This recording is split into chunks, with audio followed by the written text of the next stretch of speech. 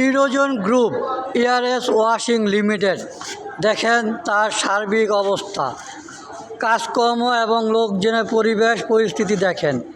কে কোথায় আছে খুঁজে পাওয়া মুশকিল। কোনাকানিতে চিপাচাপিতে একজন বসে আছে।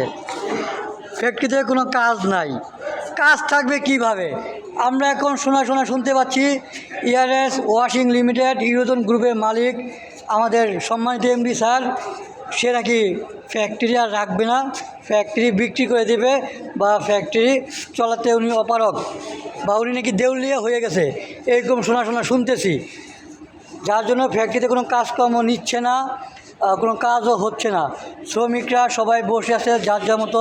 আর আমাদের বিশেষ করে ঊর্ধ্বতন সমস্ত কর্মকর্তা পলাতক।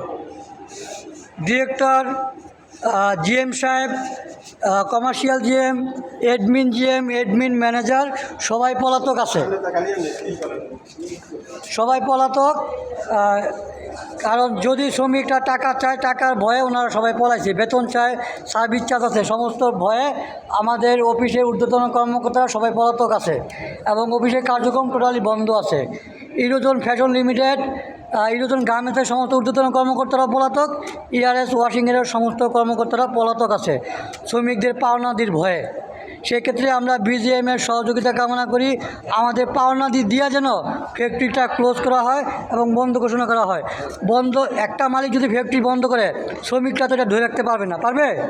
তাহলে সেক্ষেত্রে আমাদের পাওনাদি দিয়ে দেখ, আমরা খুশি আছি। আমরা একজন ওয়াশের সুপারভাইজার, সিনিয়র সুপারভাইজারের সাথে কথা বলবো। মনির ভাই, যদি মালিক ফ্যাক্টরি বন্ধ করে দেয়, আমাদের কিছু বলার আছে? অবশ্যই বলার আছে। কী বলার আছে সেটা বলেন, আপনি কি দাবি? যা কিছু আছে দিয়ে বন্ধ করুন। ঠিক আছে, আমাদের সার্ভিস চার্জ, ছুটির টাকা এবং এই যা যা আমরা পাই আমাদের সব কিছু দিয়ে বন্ধ করে দেখ। ভাই কি বলেন? ঠিক আছে ভাই, আপনারা কি বলেন? ঠিকই বলছি। আপনারা সবাই পাওনাদানি চান তো? সবাই পাওনাদানি চান আপনারা, এই তো? পাওনাদানা দিয়ে মালিক বন্ধ করে দেখ, আপনাদের কোনো দাবি দাওয়া নাই চলে। কিন্তু যদি আমাদেরকে পাওনাদানি না দেয়, তাহলে অবশ্যই আপনার দাবি দাওয়া আছে এবং প্রশাসনের সাথে বসার আছে, এই তো? এই তো ভাই কথা? হ্যাঁ। ওকে, ঠিক আছে। আমরা প্রশাসনের হস্তক্ষেপ কামনা করি, বিজিএমের হস্তক্ষেপ কামনা করি।